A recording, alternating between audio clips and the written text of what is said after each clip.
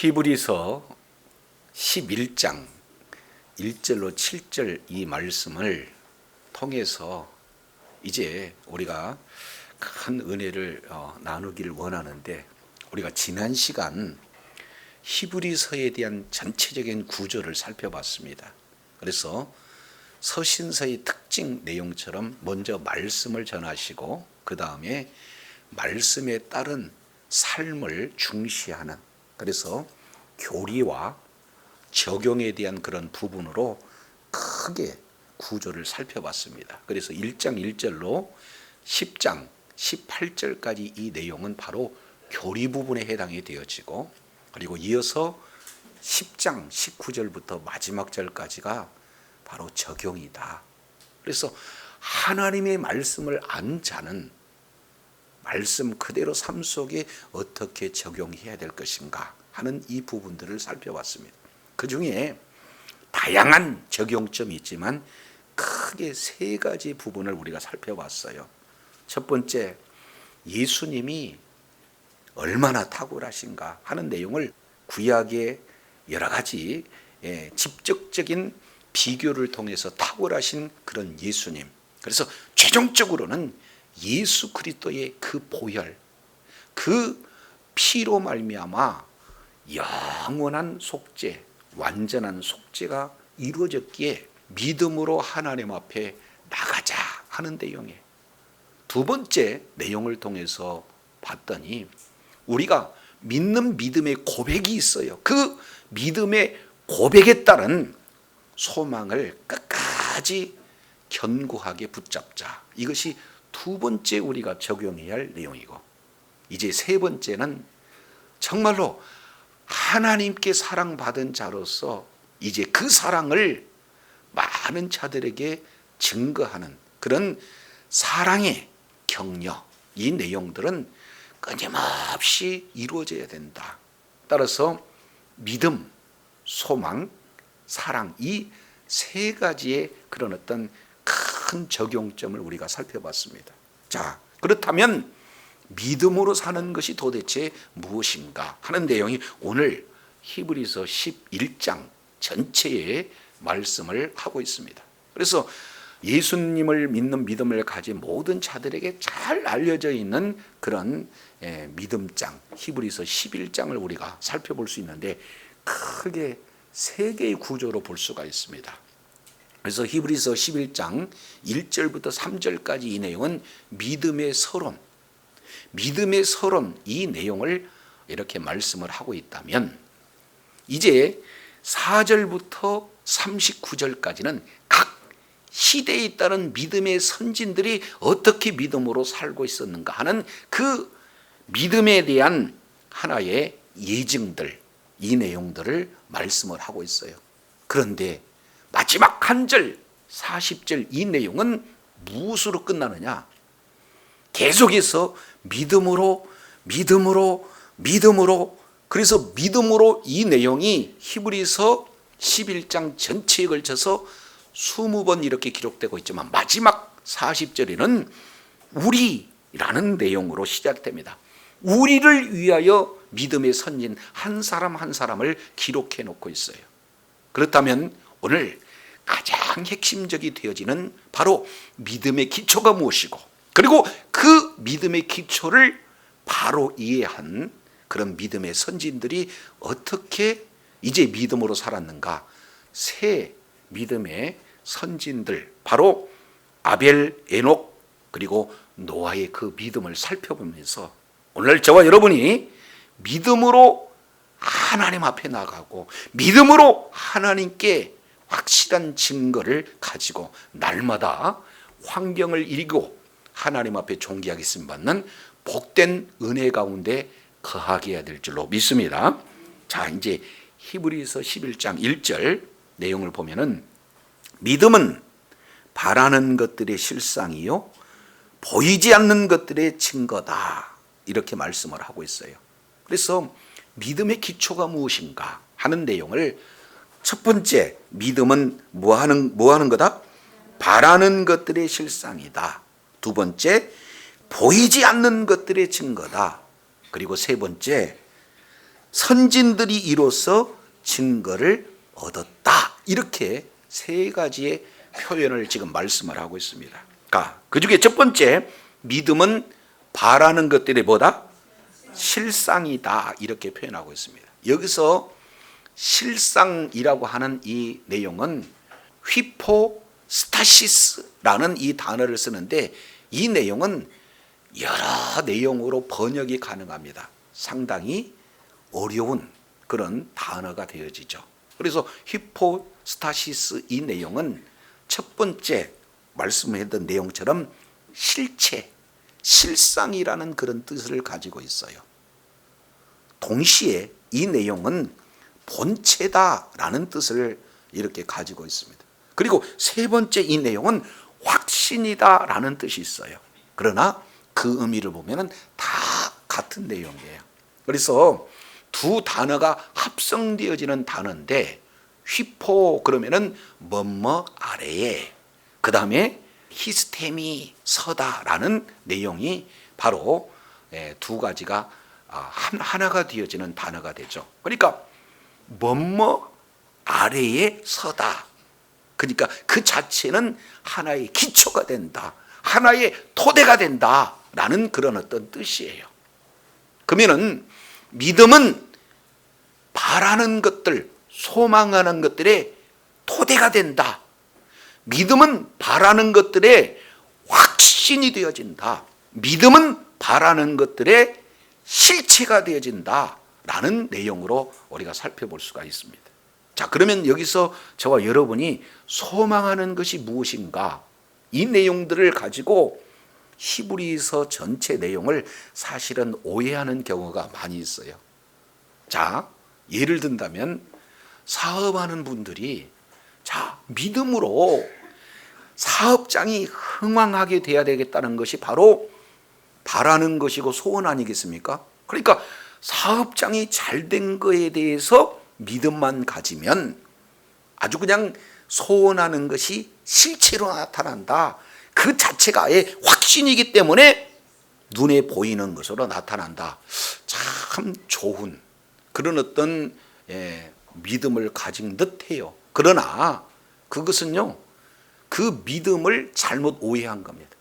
그래서 이 믿음의 출발점이 사람의 소원으로부터 오느냐, 아니면 이 믿음의 출발점이 예수 그리스도로부터 오느냐에 따라서 믿음과 신념으로 바꿔지는 그런 경우가 되어져요. 그러니까 여기서 믿음은 전제가 뭐가 되는 겁니까?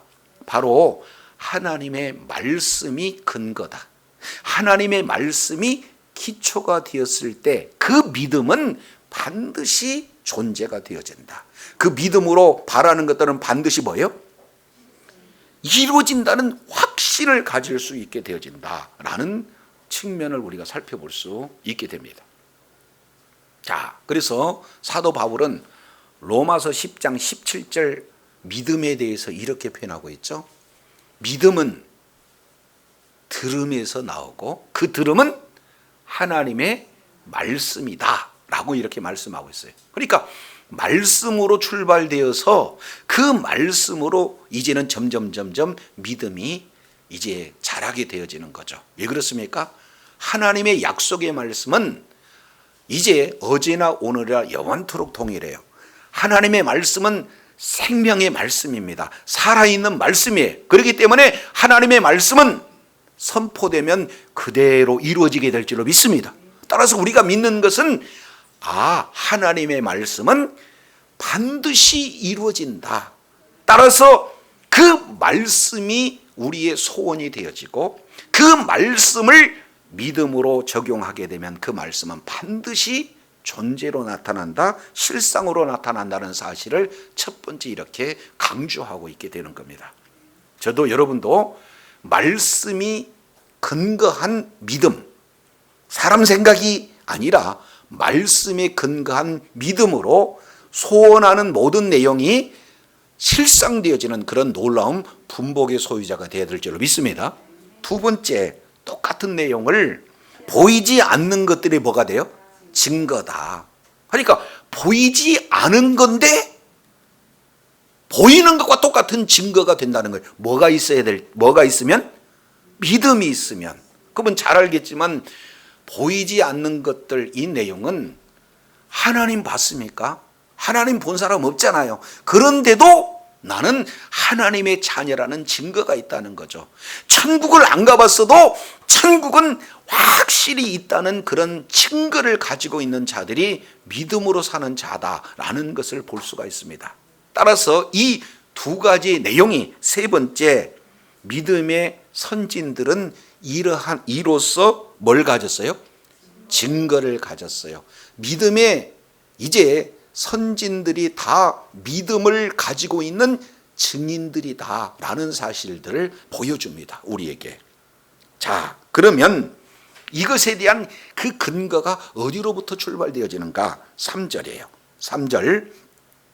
믿음으로 모든 세계가 하나님의 말씀으로 지어진 줄 우리가 아나니 보이는 것은 나타나는 것으로 말미암아 된 것이 아니니라. 여기서 믿음으로라는 이 단어가 나타나죠. 여기서 믿음이라고 하는 이 내용은 어떻게 됩니까? 말씀의, 약속의 말씀을 믿는 믿음이 근거가 되어진다. 한마디로 본다면 여기서 믿음으로라고 하는 이 내용은 예수님하고 떨어지지 않는, 바로 예수 그리스도를 믿는 믿음이 전제되어져 있는 것을 지금 말씀하고 있습니다. 자, 보시면 모든 세계가 뭘로 지어졌다? 하나님의 말씀으로 지어졌다라는 거예요. 창세기 1장 전체의 내용을 보면은 하나님의 말씀으로 온 우주 만물이 창조된 그런 내력을 자세히 기록하고 있습니다. 첫째 날 빛이 있으라 하신 하나님의 말씀이 선포되니까 뭐예요? 빛이 있어요. 둘째 날 궁창은 있으라 라는 그 말씀이 선포되니까 실제 궁창이 생겨지는 내용들을 보게 됩니다. 그러니까 나타나는 모든 내용은 먼저 뭐가 선포되어진 거예요? 하나님의 말씀이 선포되어지니까 그 말씀은 곧 실상으로 존재로 나타나고 있다. 이것을 무엇을 예를 들어서 설명하고 있습니까? 천지 창조를 통해서 말씀을 하고 있어요. 그러면 한번 생각해 보세요. 천지 창조를 하실 때 그 천지 창조를 하시는 모든 내용을 본 사람 있나요? 없어요. 한 사람도 없어요. 그런데 우리는 하나님의 말씀으로 천지가 창조됐다는 사실을 어떻게 합니까? 오늘 내용을 봤더니 믿음으로만 알 수 있다 하는 내용들을 지금 말씀을 하고 있어요. 그래서 저와 여러분이 하나님의 말씀으로 천지가 되었구나라는 사실을 알 수 있는 유일한 것은 바로 믿음으로만 가능하다라는 사실을 보여줘요. 근데요, 여기 잘 보시기 바랍니다. 보이는 것은 나타난 것으로 말미암아 된 것이 아니다. 이거 참 중요해요. 여기서 그러면 보이는 것은 뭡니까? 모든 피조 세계를 지금 말하고 있어요. 하나님이 말씀하시면 그 말씀이 그대로 존재로 나타나요. 해를 말하면 해가 나타나고, 달을 말하면 달이 나타나고, 동물을 얘기하면 동물이 나타난다 그 말이죠. 근데 그 나타나는 것은 우리 눈으로 보이는 거 아니에요? 근데 그 보이는 것은 나타난 것으로 된 것이 아니다. 다른 말로 본다면 빛이 있어야 생명이 있을 거 아니에요. 그러니까 자칫 잘못 생각하면은 모든 빛으로 말미암아 세상에 생명이 있구나 이렇게 오해할 수 있다 그 말이죠. 그런데 나타난 태양으로 모든 것이 있는 것이 아니라 이미 그 이전에 뭐가 있다는 거예요? 말씀의 세계가 있다는 거예요. 그래서 우리가 보이는 이 현상의 세계에 앞서 무슨 세계가 있어요? 말씀의 세계가 있는 거예요. 그래서 모든 보여지는 현상 배경에는 말씀의 세계가 있다는 것을 보이는 것은 나타난 것으로 말미암아 된 것이 아니라 이렇게 말씀을 하고 있습니다. 자, 창세기 1장 11절에는 아주 우리 주님께서 알아듣기 쉽게 이렇게 말씀하고 있어요. 자, 하나님이 말씀하실 때 땅에게 말씀해요. 땅에게 명령합니다. 땅은 모든 푸른 풀과 그리고 모든 씨 가진 채소와 모든 씨 가진 열매 맺는 과목을 내라.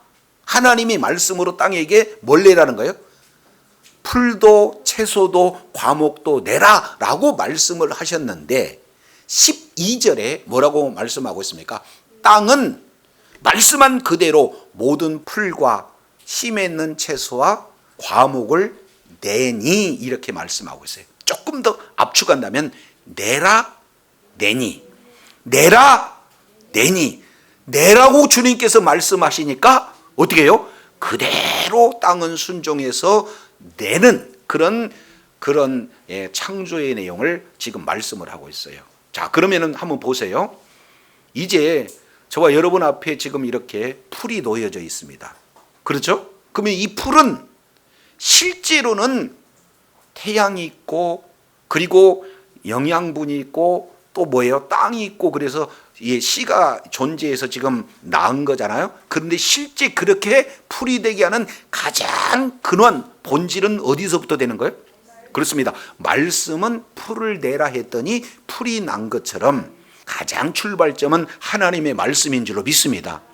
여기 모든 천지 우주 만물 모든 피조에게 그대로 적용되는 거예요. 근데 이 사실을 우리는 뭘로만 알 수 있어요? 믿음으로만 알 수 있어요. 자, 그 내용을 이제는 믿음은 바라는 것, 소망하는 것들이 그대로 이루어진다. 그래서 그 보이지 않는 것들 이 자체가 증거가 되는데 그런 증거를 가지고 사는 사람들이 있다. 그 새 믿음의 선진들에 대해서 첫 번째 11장 4절에 이렇게 표현하고 있습니다. 자, 11장 4절 믿음으로 아벨은 가인보다 더 나은 제사를 하나님께 드림으로 의로운 자라 하는 뭐를 얻었어요? 그렇습니다. 그러니까 아벨은 확실한 증거를 가지고 살았습니다. 자, 그래서 아벨에 대한 내용을 크게 네 가지의 관점으로 4절에 설명을 하고 있어요. 자, 보세요. 아벨과 가인이 지금 등장하고 있죠. 그래서 아벨도 하나님 앞에 제사를 드렸고 그 다음에 가인도 하나님 앞에 제사를 드렸어요. 그런데 하나님께서는 가인보다 더 나은 제사를 아벨이 드린 제사다라고 뭐예요? 하나님께서 증거하셨다 그 말이에요. 그러니까 여기에 왜 그러면은 아벨은 하나님께서 받으시는 제사를 드렸고 또 가인은 제사를 드렸지만 하나님이 받으시지 않는 제사를 드렸는가? 이 내용에 대해서 학자들마다 각자 여러 가지 다양한 견해를 말씀을 하고 있지만 오늘 히브리 기자의 관점 내용을 통해서 보면은 차이가 딱 하나가 있다는 거죠. 가인의 제사와 아벨의 제사의 그런 차이는 어떤 겁니까? 그렇습니다. 아벨은 믿음으로 드렸고 가인은 믿음이 그렇습니다. 전제되지 않는 그런 제사를 드렸다는 것을 볼 수가 있어요. 자, 그러면은 믿음이라고 하는 내용은 그러면 어떤 겁니까? 약속의 말씀을 근거한 그런 어떤 믿음으로 아벨은 드렸는데 그러면은 그 약속의 말씀이 어떻게 되는가 봤더니 하나님은 그 예물에 대해서 증거했다. 그러면은 제사의 내용을 통해서 우리가 잘 살펴보면은요. 자, 창세기 4장에는 이렇게 말하고 있어요. 아벨과 그 제물은 하나님이 받으시고 또 반대로 가인과 그 제물은 하나님께서 받지 않으셨다. 그러니까 제물 이전에 먼저 뭘 받는 거야 하나님께서? 저와 여러분을 받는 거다 그 말이에요. 그래서 아벨의 믿음을 받으시고 아벨이 드렸던 제물을 받으셨다는 것을 보게 돼요. 한마디로 그 아벨에는 뭐가 있느냐? 믿음이 있다는 것을 볼 수가 있습니다. 자, 훗날 이제 성문화된 제사법을 레위기서에서 살펴보게 되면 레위기 1장부터 7장까지 5가지 제사에 대한 내용이 자세히 소개되고 있습니다. 번제, 그 다음에 소제, 화목제, 속죄제, 속건제 이런 5가지의 그 제사를 하나님 앞에 드릴 때 공통적인 내용이 뭡니까? 하나님이 받으실 만한 온전한 제물을 드려요. 흠이 없는 제물을 드려요. 근데 그 내용을 훗날 살펴봤더니 제물은 그림자고 실제 그 제물의 온전한 제물은 우리가 히브리서 1장부터 10장까지 내용을 살펴봤더니 그 제물은 누가 되는 겁니까? 그렇습니다. 예수 그리스도를 말씀을 하고 있어요. 그러니까 가인에게도 아벨에게도 예수 그리스도로 제사를 드리라 하는 내용을 하나님께서 가르쳐 주셨는데, 아벨은 그렇습니다. 그리스도의 보혈이 아니고는 주님 앞에 나갈 수가 없다 해서 제물 하나하나가 바로 오실 메시아에 대한 예표임을 알고 예수 그리스도로 제사를 드렸더니 하나님께서 받아주신 줄로 믿습니다. 반면 가인은 제사는 드리는 형식은 취했지만 그 속에 예수 그리스도의 믿음이 빠져버려서 드렸기 때문에 하나님은 그 제사를 받지 않았다는 거예요. 오늘날 저와 여러분 역시 마찬가지죠. 구약의 제사는 신약의 예배입니다.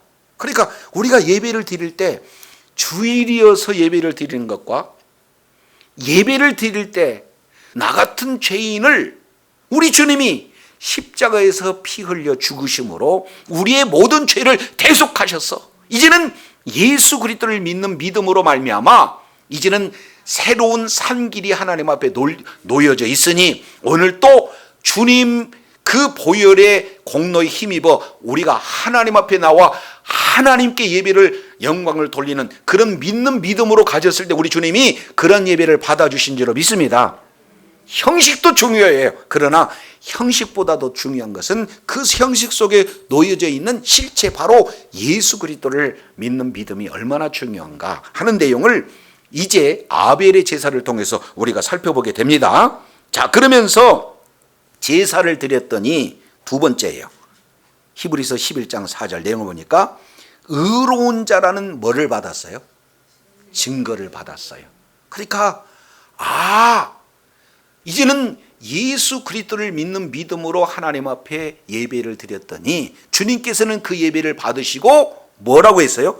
의롭다라고 우리 하나님께서 증거하셨어요. 저도 여러분도 예수 그리스도를 믿는 믿음으로 의롭다 칭함을 받는 저와 여러분이 의인이 된 줄로 믿습니다. 우리의 윤리적으로 도덕적으로 삶이 의로워서가 아니라 예수 그리스도를 믿는 믿음 때문에 저와 여러분을 의롭다고 우리 주님이 선언하신다라는 사실이에요. 이것이 바로 하나님께서 예물에 대한 증거를 확실히 알고 그 말씀에 근거해서 제사를 드리는 아벨에게 주어지는 내용이에요. 그런데 하반절 내용 보니까 그는 죽었으나 그 믿음으로 오히려 뭐한다? 지금도 말하고 있어요. 그렇습니다. 우리가 창세기의 말씀을 그리고 히브리서 11장 4절 이 말씀을 우리가 살펴보면서 아벨은 죽었어도 그 아벨의 믿음은 오히려 지금까지 계속해서 오늘 또 계속해서 말씀하고 있는 줄로 깨닫시길 바랍니다. 그래서 믿음은 바라는 것들의 실상이요 보이지 않는 것들의 증거, 이 내용을 누가 가졌느냐? 아벨이 가졌다라는 사실을 우리가 살펴보게 됩니다. 저도 여러분도 이렇게 예배를 드림으로 의로운 자라고 확실한 증거를 갖는 저와 여러분이 되기를 원합니다. 두 번째 11장 5절이에요. 11장 5절 내용을 봤더니 믿음으로 에녹은 죽음을 보지 않고 옮겨졌으니 하나님이 그를 옮기심으로 다시 보이지 아니하였느니라. 그를 옮기기 전에 하나님을 뭐 하는 자다? 하나님을 기쁘게 하는 자라는 뭐를 받았다? 증거를 받았다. 에녹은요 아벨의 증거도 있지만 에녹도 증거가 있는데 에녹은 한마디로 하나님을 기쁘시게 하는 증거를 받았다는 거예요. 그러니까 에녹도 역시 뭐를 어떻게 살았어요? 믿음으로 살았어요. 자, 여기서 보니까 믿음으로 에녹은 죽음을 보지 않고 뭐 했다? 옮겨졌다. 하나님이 그를 뭐 하심으로? 옮기심으로 다시 보이지 아니하였다. 그를 뭐 하기 전에? 옮기시기 전에. 그러니까 한 절에 옮겼다는 것을 몇 번 지금 강조하고 있습니까? 3번씩이나 강조하고 있어요. 그러면 여기 옮겨졌다 하는 이 내용을 신약성경 요한복음 5장 24절 이 내용을 보면은 내가 진실로 진실로 너희에게 이르노니 내 말, 예수님의 말을 듣고 또 나 보내시니 하나님을 믿는 자는 영생을 얻었고 심판에 이르지 아니하나니 사망에서 생명으로 뭐 있다? 옮겨졌느니라. 그러면 결국 에녹은 죽음을 맛보지 않고 어디로 가버렸어요? 영생의 자리로 갔다라는 사실을 지금 이렇게 말씀을 하고 있어요. 왜 그렇습니까? 하나님을 기쁘시게 하는 증거를 받았기 때문에 그렇다는 거예요. 그래서 저도 여러분도 이렇듯 하나님이 저와 여러분에게 저는 나를 기뻐하는 자다, 하나님을 기쁘시게 하는 자라는 증거가 저와 여러분이 있어야 될 줄로 믿습니다.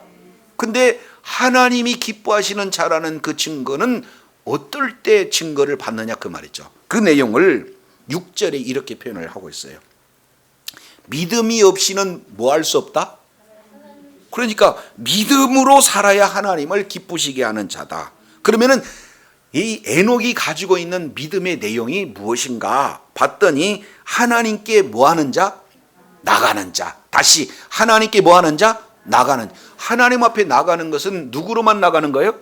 예수 그리스도를 통해서만 나갑니다. 그래서 예수님이 요한복음 14장 6절 이 내용을 통해서 뭐라고 그래요? 나는 길이요 진리요 생명이니 나로 말미암지 않고는 하나님께 올 자가 없느니라. 그렇습니다. 그래서 우리가 지난 시간 히브리서 10장 19절 내용을 통해서 봤더니 이제는 예수의 피를 힘입어 우리가 지성소 하나님이 임재하시는 거기에 들어갈 담력을 얻었어요. 20절 왜 그렇습니까? 그 길은 휘장 가운데 열어놓으신 새로운 길, 산길이다 라는 사실을 말씀하고 있어요. 그래서 예수님 자신이 길이기 때문에 예수님으로 말미암아 우리는 하나님 앞에 나갈 수가 있는데, 여기서 보니까 반드시 하나님께 나간 자는 반드시 첫 번째 하나님이 뭐 하시는 것과 계신 것과 하나님의 존재예요. 그리고 두 번째는 자기를 찾는 자들에게, 다른 말로 계속해서 하나님 앞에 나가게 되면 우리 주님은 뭘 주신다? 상을 주신다 하는 것을 믿었다는 거죠. 그래서 에녹은 하나님이 계신다.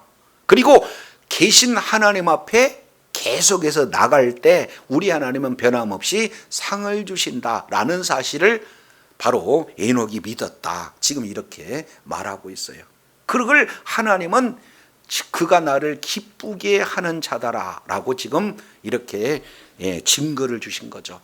자, 저도 여러분도 늘 하나님이 계신 것과 그리고 계신 하나님 앞에 날마다 시마다 때마다 나가서 하나님과 동행하고 하나님이 기쁨이 되어지고 하나님으로부터 허락하신 놀라운 분복을 다 받는 복된 자리에 있어야 될 줄로 믿습니다.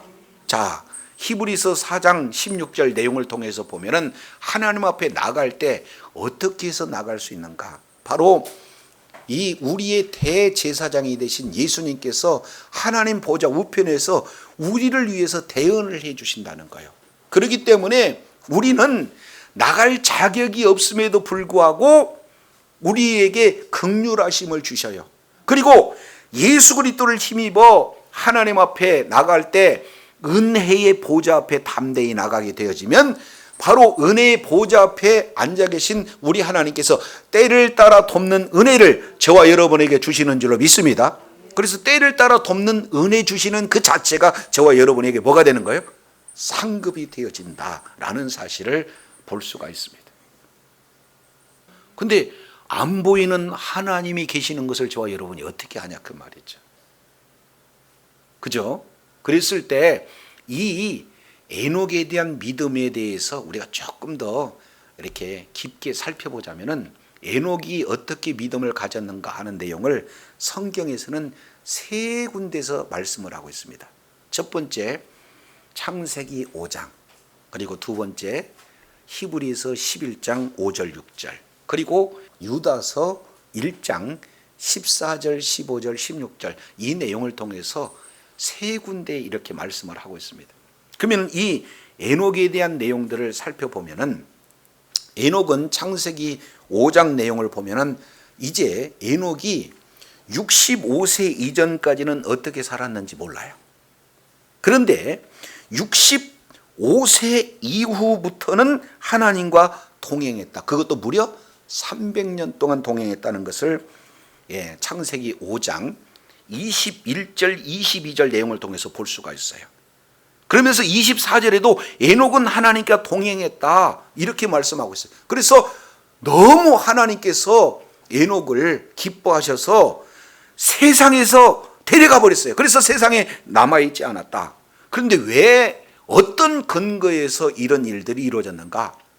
자세한 내용은 성경에서 이렇게 말씀하고 있지 않아요. 그런데 하나의 힌트를 주는 것이 창세기 5장 22절 보니까 무드셀라를 낳은 후 300년을 하나님과 동행했다라고 말씀하고 있어요. 그러니까 무드셀라를 낳기 전 에녹과 무드셀라를 낳고 난 후 에녹의 삶은 전혀 다르던 거죠. 그 이전에는 하나님과 동행하는 내용은 없는데 낳고 난 이후에는 뭐예요? 동행했다. 그러면은 무드셀라가 힌트가 되어줄 수가 있겠구나. 이 내용을 볼 수가 있죠. 자, 그 내용을 살펴보면은 무드셀라라고 하는 이 히브리어 단어를 살펴보면은 두 단어가 합성된 겁니다. 무드셀라 이 내용은 무트 샬라흐라는 단어가 하나 합성이 된 거예요. 무트라고 하는 이 내용은 죽는다라는 뜻입니다. 죽는다. 그리고 샬라흐라는 이 단어는 보내다, 파송하다라는 그런 어떤 뜻이 있어요. 그러니까 두 개를 합하면은 이제 무드셀라가 죽으면 보낸다. 무엇을? 심판을 보낸다라는 의역으로 지금 말씀을 하고 있습니다. 그러면 왜 심판이 이루어질까? 이 내용은 유다서 1장 14절 내용을 보면 에녹은 예언자로서 예언했다. 그런데 어느 날 하나님께서 이 에녹에게 뭔가 보여주신 것이 있어요. 그게 내용은 뭐냐? 바로 주께서 수많은 사자들과 함께 임하시는 것을 봤어요. 왜 임했느냐? 심판하시게 임했다. 그러면 누구를 심판하는가 봤더니 경건하지 않는 자의 경건하지 않는 모든 일들, 그리고 경건하지 않는 모든 말을 정지하기 위해서 임하셨다라고 지금 말씀을 하고 있습니다. 두 가지죠. 하나는 경건하지 않는 일, 그리고 또 하나는 경건하지 않는 말. 이런 자들을 우리 주님이 심판하기 위해서 수많은 그런 어떤 자들과 임하시는 것을 볼 수 있어요. 뭐 하려고? 심판하려고. 그러니까 에녹의 그 주요된 메시지는 뭘 얘기하는 겁니까? 심판을 지금 전하는 메시지였다. 그래서 에녹은요, 그 이전까지는 어떻게 살았는지 모르겠지만 하나님께서 예언자로 이제는 심판하시러 우리 주님이 오신다라는 그 내용을 보고 그 다음부터는 뭘 증거했어요? 심판의 메시지를 증거하고 있는 내용을 보게 됩니다. 그래서 많은 사람들은 무드셀라 이름 이거 듣기만 해도 어떻게 그 이름 속에서 바로 메시지가 증거가 되어지는 거죠. 오늘날 마찬가지요. 예수 안에 있으면 심판 없습니다. 예수 믿으면 심판 없다 그 말이죠.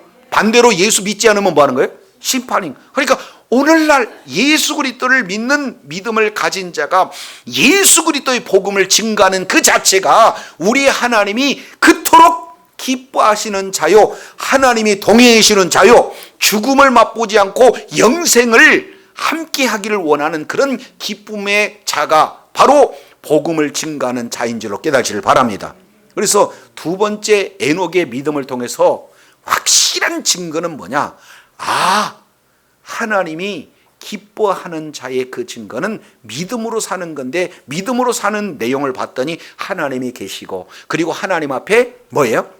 계속 나가는 자, 반드시 하나님이 상 주신다는 거죠. 그래서 끊임없이 주님과 동행한다는 것은 끊임없이 주님 앞에 모든 내용들을 다 물어보는 거죠.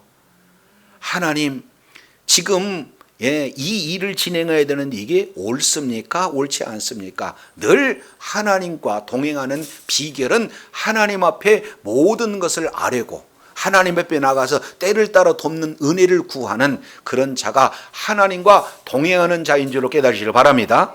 자, 세 번째 7절 내용을 통해서 봤더니 믿음으로 노아는 아직 보지 못할 일에 뭘 받았어요? 그러니까 경고하심을 받았다. 그러면 노아 때의 경고는 뭡니까? 홍수 심판이잖아요. 그죠?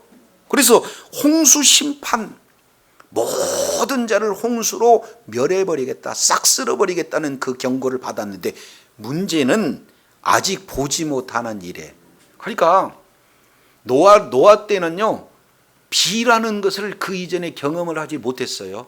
그러니까 우리는 비를 경험하고 비를 알기 때문에 비로 홍수 심판이 이루어지겠구나 하는 것을 이미 우리는 아는데 노아는 비라는 용어 자체를 모른다니까요. 근데 그걸 한 번도 경험하지 못한 상태에서 하나님이 말씀을 해줬다면은 사실은 이게 받아들이기가 쉬운 문제예요? 쉽지 않은 문제예요? 그런데 자, 노아는 어떻게 되느냐? 그 경고하심을 받아서 경외함으로 노아 방주를 뭐 했다? 준비하였다. 이렇게 말씀을 하고 있어요. 그러면 잘 알겠지만 경외라는 것은 두렵고 떨리는 거죠. 하나님은 보이지 않는 그 당시에 경험해보지도 못하는 비를 가지고 홍수로 심판하겠다는 그 말씀이 한번 선포되면 그대로 이루어진다는 그런 믿음이 노아 10년 가운데는 있기 때문에 두려워서 떨어서 어떻게 되는 거예요? 방주를 준비하고 있는 내용들을 보게 됩니다. 그 결과 세 가지의 은혜를 받습니다. 첫 번째, 그 집이 구원을 받습니다. 노아뿐만 아니라 노아의 아내 그리고 아들과 그리고 며느리들 8명이 구원을 받습니다. 그리고 이로 말미암아 세상이 뭐가 됐어요? 정죄함이 됐습니다. 결국 이제 노아 방주를 지은 그 자체가 세상 사람들에게 하나의 정죄예요. 왜 짓느냐? 하나님이 쓸어버린대. 홍수로 쓸어버린대. 그래서 모두들 방주 안에 들어와야 되는데 근데 이 말을 믿지 않아요. 그래서 한 사람도 들어오지 않습니다. 그런데 노아 방주에 모든 짐승들은 노아가 이끌어 갖고는 들어갔습니까? 스스로 짐승들이 들어갔습니까? 그렇습니다. 그러니까 복음을 그토록 증거했던 사람들은 그 말씀을 받지 않아요. 그 자체가 뭘로 나타나는 거예요? 정죄함으로 나타납니다. 그래서 결국 7절 하반절에 증거가 뭐냐? 믿음을 따르는 모든 자들의 의에 뭐가 됐다? 상속자가 되었다라는 사실을 지금 이렇게 말씀을 하고 있습니다. 자, 그러면 따지고 보면은 믿음은 바라는 것들의 실상이요 보지 못하는 것들의 증거고, 그리고 선진들이 그 믿음 안에서 모두들 증거를 가졌는데 증거 가진 사람 세 사람을 봤더니 아벨은 믿음으로 의로운 자라는 증거, 그리고 에녹은 하나님을 기쁘시게 하라는 자는 증거, 그리고 노아는 의의 상속자라는 확실한 증거를 이렇게 가졌던 것을 볼 수 있어요. 오늘 저도 역시 마찬가지로 저와 여러분은 약속의 말씀을 믿는 믿음으로 우리 하나님이 살아계신 것과 그리고 하나님 앞에 계속 예수 그리스도를 믿는 믿음으로 때를 따라 언제든지 하나님 앞에 나가게 되어지면 우리 주님께서는 저와 여러분에게 의롭다고 하나님이 기뻐하신 자라고 의의 그런 어떤 상속자라고 주님께서 인정해 주시며 말씀 안에 있는 놀라운 그런 약속의 분복들을 저와 여러분에게 허락하여 주실 줄로 믿습니다. 그래서 늘 삶의 현장 속에서 어떤 상황 속에서도 약속의 말씀을 믿고 그 믿는 약속의 말씀은 반드시 사실되어진다는 확신을 가지고 날마다 믿음으로 승리하고 하나님 앞에 존귀하심 맞는 주의 사랑하는 자녀들이 다 되기를 간절히 바랍니다. 기도하겠습니다.